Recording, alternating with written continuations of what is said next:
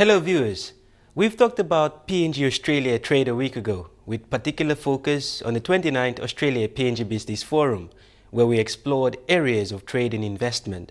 For now, let me take you back to our earlier discussions surrounding trade and investment talks with Fiji. First up, we have an interview with Anya and Kevin McCarthy, President of the Fiji PNG Business Council. Welcome to the show, Kevin. Thank you. Kevin, the Fiji PNG Business Council has been dormant for a while. When and how did you revive that? Yeah, so the initiative started in towards the end of 2011. Investment Fiji saw a need, as did many of the business community, to recreate the council. There was certainly looked like there was going to be potential strong business between Fiji and PNG. It was considered very important to get the council going again. Mm-hmm. So there was an interim committee appointed to try and put the council together. That resulted in an AGM in May 2012, and the committee started at that stage. So it's we've had strong support from businesses that the people that were involved initially were people who, in many respects, already doing business in Papua New Guinea. Right. And we've been now, since the council was formed, we've been able to bring a lot of other Fiji companies who are interested in doing business in Papua New Guinea. Okay. And what were the trade issues at that time that you formed the council? Yeah, so we had three very clear issues, three clear objectives that we needed to achieve as a council. The first one was to hold a trade mission, and so that's been realised. we're delighted. As I said, this mission's been organised by Investment Fiji and the Ministry of Industry and Trade. And we've come along for the ride a little bit. We feel a bit guilty that it's all been organised by the others, but it's fantastic that it's been achieved, and it's great timing with the developments in the MSG agreements that now's the time to come and do business. So the second issue we saw was the Melanesian Spearhead Group trade agreement in its own right. There were many inconsistencies when goods were being exported to PNG. They got different duty rates each time they came, and the whole spirit of a tax-free, duty-free region wasn't being realised. And so we set up a group that was going to lobby and trying to push that. And then once again, to our delight, really just a few months after we started this, the governments got together and agreed this, and we ended up with a negative list of only 3 items on the MSG agreement, which was sugar, beef, and fish. So that's been fantastic, and so once again that issue that we had is now solved. So that's really going to help that trade agreement go forward. The third issue we have, and probably is our biggest issue, is around shipping. There's no direct shipping service to Papua New Guinea at the moment, so goods either need to go via Brisbane and be transshipped via Brisbane, or they need to go up to Asia and come back down to Papua New Guinea. This makes the cost of shipping very, very high, and it takes a long time to get goods between the two countries. In addition to that, when goods arrive here, sometimes they arrive at the port in Lae, and the cost to move the goods from Lae to Port Moresby by ship sometimes can double the overall cost of the shipping. So shipping for us is a real issue and a detriment to the trade. It's great to have duty-free access, but if the cost of shipping is so high, it's really going to make it difficult to trade. So we've now got this one very firm objective to try and get a direct shipping service between here. But Kevin, can the volumes support a direct shipping service, do you think? There was one going back a few years ago. Carpenters Shipping were running a direct service. We understand there's probably enough volume on the way up, but the issue was they weren't getting enough volume on the way back down. Right. So it takes a little bit of creative thinking by the shipping services to work together a bit. So when maybe a shipping service out of Asia would stop in Port Moresby and come down to Fiji, and the imports would be coming from Asia into Fiji, so they get also the return journeys. For the ships, they need cargo both ways. Yes. So we're certainly working on that. We're going to work on the current volumes of trade that are there, what the projected volumes will be after the new business opportunities from from this trade mission, and then we're going to approach the shipping companies in the industry to see if we can get a service justified. We're confident that we can. It just takes a little bit of innovative thinking, and that will then dramatically reduce it. We're still going to. There still are some outstanding issues around customs and quarantine that need to be solved, but by far the biggest issue is the direct shipping service. What areas in investment and trade in both countries would the council like to see improved? Yeah, so from the Fiji side, there's great opportunities for Fijian manufacturers to sell their product into PNG. Talking to a number of the people that have come, they've been talking to guys up here, and they can supply goods up here at a far less cost than what they're importing them out of Australia and New Zealand, and also because the production runs are smaller, our manufacturers are well suited for the PNG market. Sometimes the manufacturing runs up in Asia are too big for these economies. So great opportunities there, firstly. Secondly, for many of these people, there's a great opportunity to actually set up joint ventures and establish manufacturing and distribution plants up here. So rather than just being a pure exporter, set up a point of business here, employ people here, and to do that in a joint venture situation. One thing we advise all our members is that to succeed in PNG business, you do need to have a good, strong local partner. If you come in and do it on your own, you'll probably fail. Right. So, and I think that's the way everyone wants to talk. It's about joint ventures. It's about using resources and creating jobs and employment in PNG as well. Everyone wins. The other opportunity, apart from Fiji going to PNG, is actually PNG investment in Fiji. We've seen some outstanding first examples of this. Firstly, Bank South Pacific is probably a classic example of a major investment by PNG. Credit Corporation is another one, more a longer term one. Also, we've seen MRDC buy the Pearl Resort, a major, and looking to develop that. We see the Lamana group of companies developing the Grand Pacific Hotel. There are great opportunities in tourism in Fiji. There's some fantastic assets out there that need investment, and these are, I think these are investments that would suit many of the landowner type companies here, because there's strong management behind those people, but they need the equity investment to make them work. So I think there's a great opportunity in tourism assets for the PNG companies. Talks surrounding the PNG-Fiji trade and investment prospects continues. Up next, discussions with Truman Bradley, Chairman of Investment Fiji.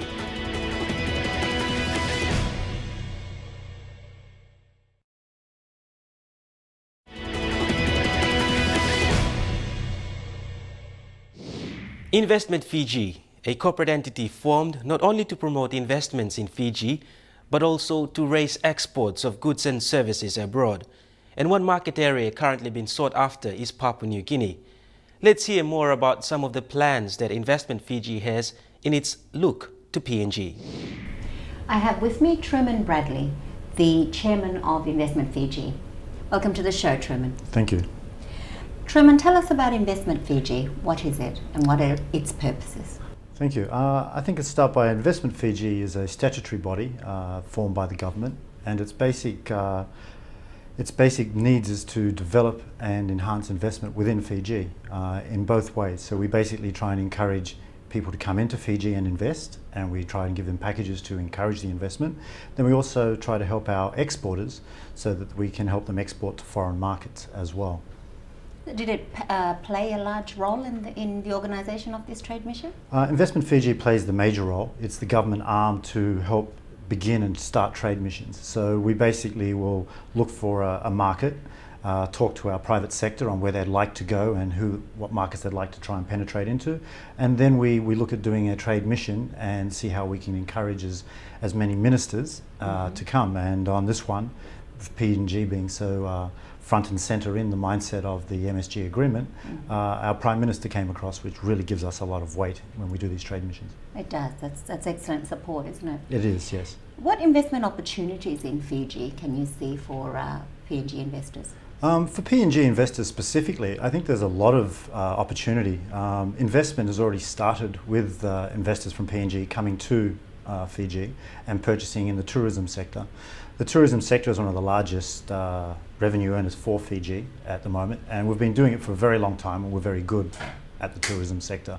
So being able to have people with finance, they can bring their investment across to Fiji, they can purchase existing properties that are already running, and they can generate revenue immediately from an existing property. From that, we could then have people start to be trained, and then that training means they would be able to come back to PNG, and then we could do investments over here in a bilateral arrangement, so that you could then develop properties in Papua New Guinea, which really hasn't been done or looked at yet, but will come in the future. Now, I know there's been a trade imbalance in the past. What do you think the reasons were? I think the reality is that the Pacific's really had a hard time in the past, where pretty much we've been the areas where most products have just been sent to us, and we've really had an issue where Australia and New Zealand have just sent their products. Papua New Guinea is very similar to Fiji. The difference between Fiji and PNG is that Fiji has had a community of people that are very industrious in basically starting their own industries.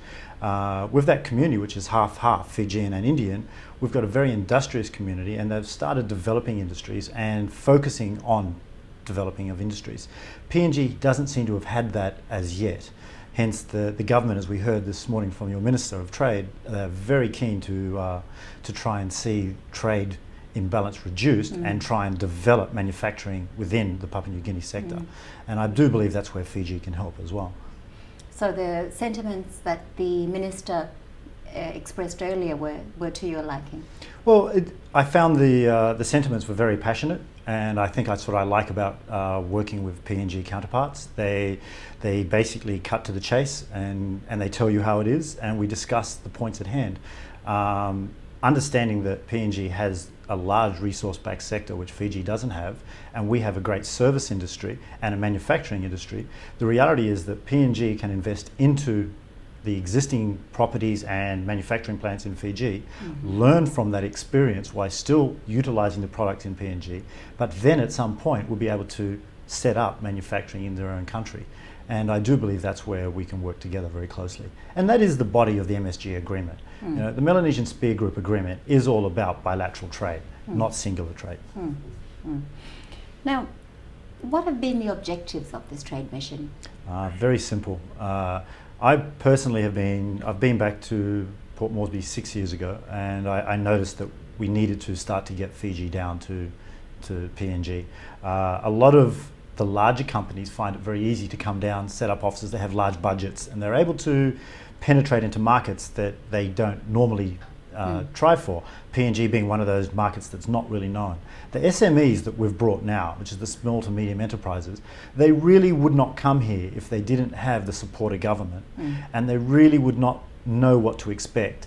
So by having Investment Fiji lead the way, and having our government with the Prime Minister taking the lead before all of us, it's enabled the smaller industries to bring their products, feel comfortable in PNG, and hopefully find markets for those products as they develop investment opportunities on both sides.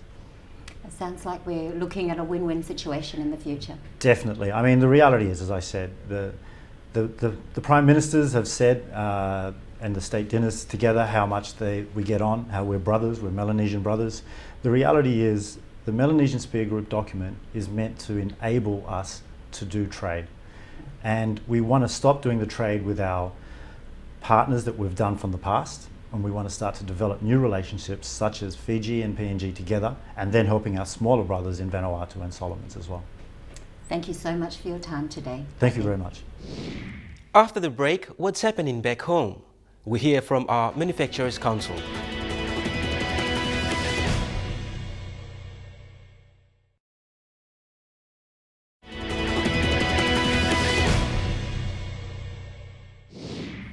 You're watching Business PNG. With much focus on PNG, there's an upward surge with investments here. In this segment, we hear from Shay Scovell, CEO of the Manufacturers Council, where he explains the Council's plans in the short term. Good evening, viewers. Tonight with me, I have CEO of the Manufacturers Council of PNG, Shay Scovell. Shay, thank you very much for being with us. It's a pleasure to be here. So can you explain to me the goals and the objectives of the council? Certainly. I guess in lay speak, the role of the Manufacturers Council is to promote manufacturing, is to assist our members and provide guidance to our members. I guess in terms of a sort of a mission statement, it's about, it's a bit of a mouthful, but it's about facilitating an enabling environment for manufacturing industries. So that's, we often hear things about the high cost of doing business or issues with service delivery and impediments. So we work closely with government and other business associations to address those challenges, so that so that more people can get involved in evaluating industries, and for those existing investors and manufacturers in PNG, that they can continue to grow and operate successfully in PNG. Right. So all of that being said, how do you see the manufacturing industry in PNG? An overview, maybe. It's certainly very vibrant. I would say that they're highly efficient at what they do because of the very high cost of doing business and the challenges that they face here in PNG. If we were to use examples of some companies that have interest both in PNG and abroad, particularly in now competing highly competitive countries such as Indonesia, while their least effective operations in Indonesia are twice as effective as their most effective operations in Papua New Guinea, just on a cost of doing business in terms of access to services.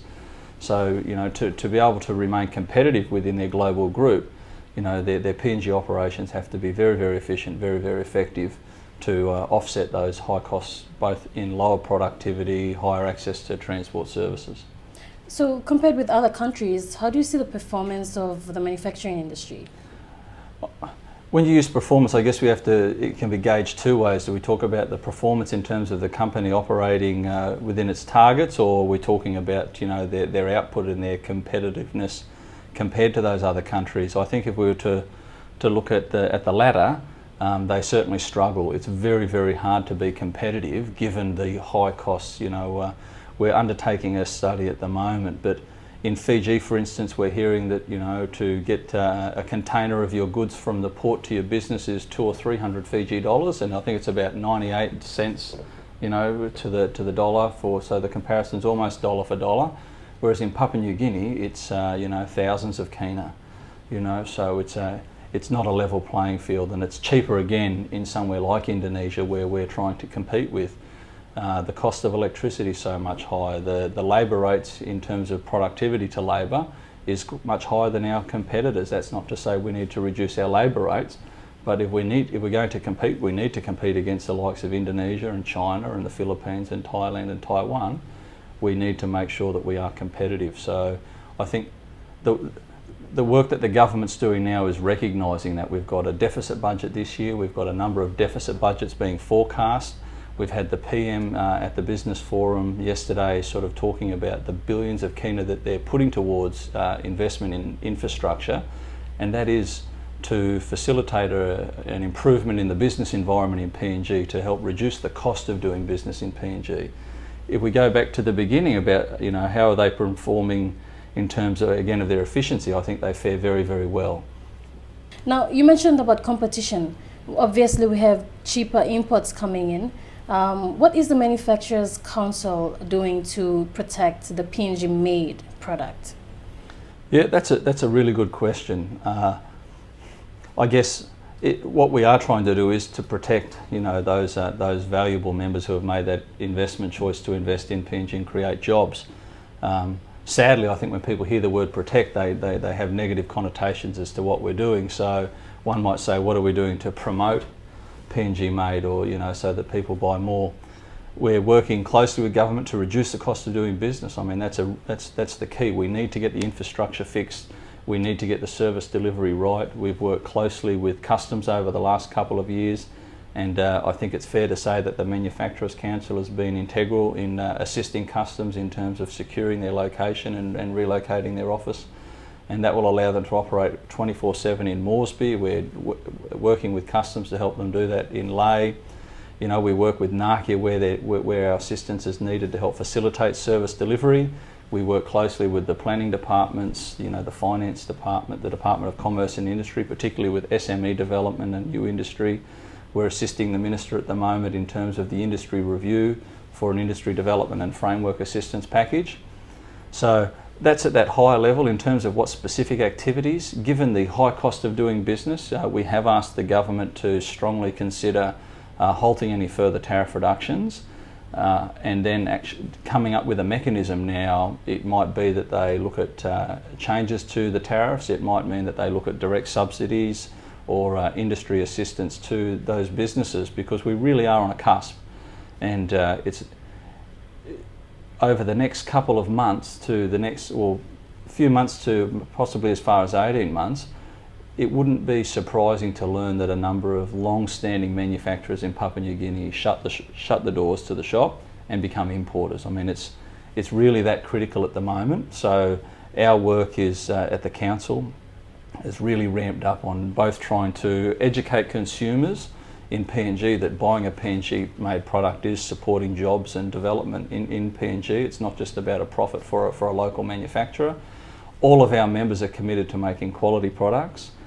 I think something that was interesting, we did a survey recently, independent survey, over 1,000 people in the Highlands and Mamasa region, and about 94% of those surveyed actually were aware of the PNG made brand and understood that the messages behind that it was, well, it was great news to see that over 70% of people felt that a PNG made product meant that the quality was as good as or exceeded an imported product.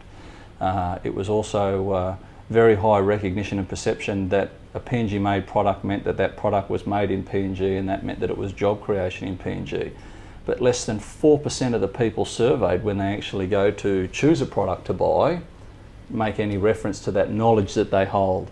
So one of the great challenges that we're going to have over the coming months in terms of our planning within the Manufacturers Council is what can we do, what programs can we come up with to help influence that consumer behaviour, to make sure that they're aligning what they understand is important. They know that we need jobs in PNG, but when they go to make a purchase, that they can show that importance and make their contribution to the economy themselves by the brands that they purchase. Our interview with Shay continues when we come back.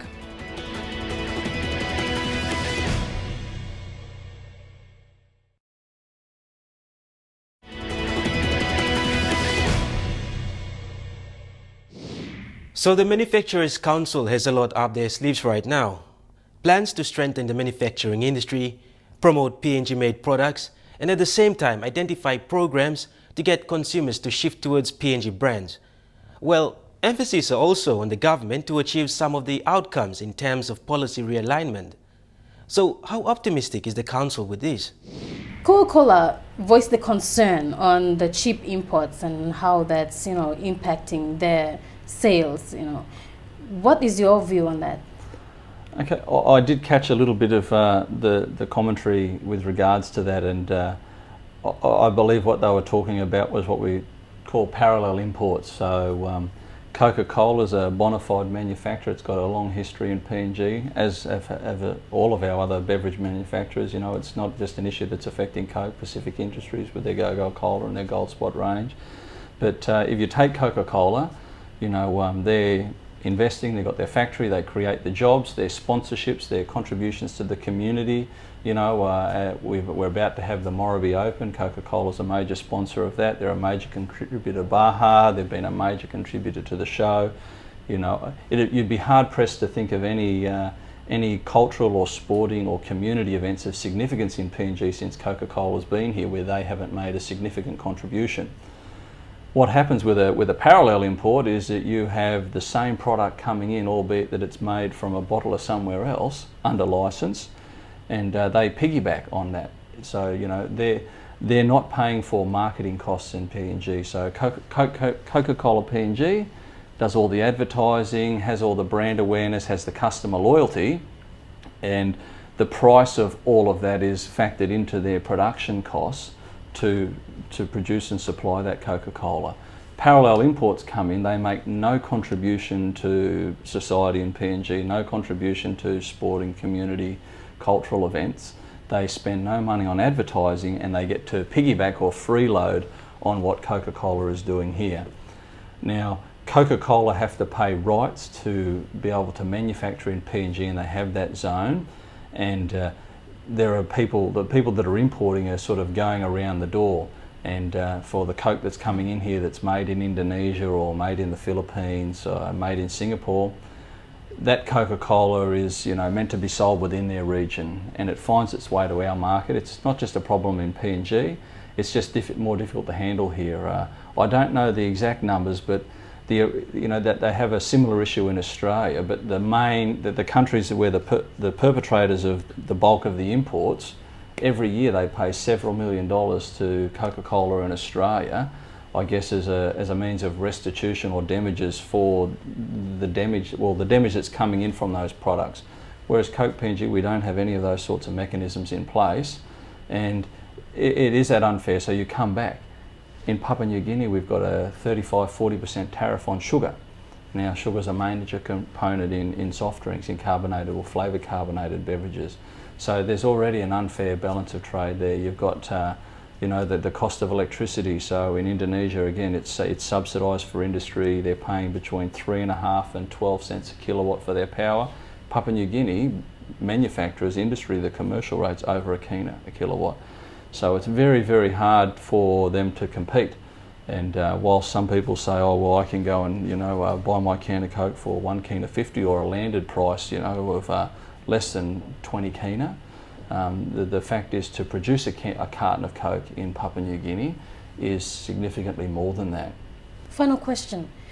What visible changes will the everyday Papua New Guineans see once this review is successful?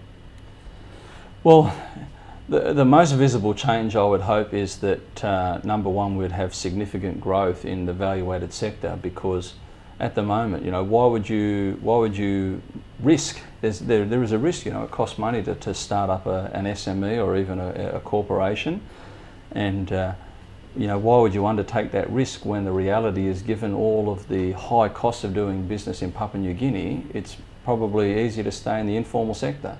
In Port Moresby, we've got people involved in betel nut trade that are reportedly making 2,000 and 3,000 kina a day. How do we encourage those types of entrepreneurs to get into the formal sector and maybe look at value-adding agricultural products, or breeding chickens and supplying them to we've got the facility here with Mainland Holdings out at Gerahu, and or supplying the likes of Zanag, or perhaps getting into goat farming and exporting to Indonesia. What's the incentive for people to do that when the cost of doing business and the risk is so high? So I really think the bigger picture is about that. You'll see tangible, significant growth in participation in the value-added industries, which is going to be critical for Papua New Guinea.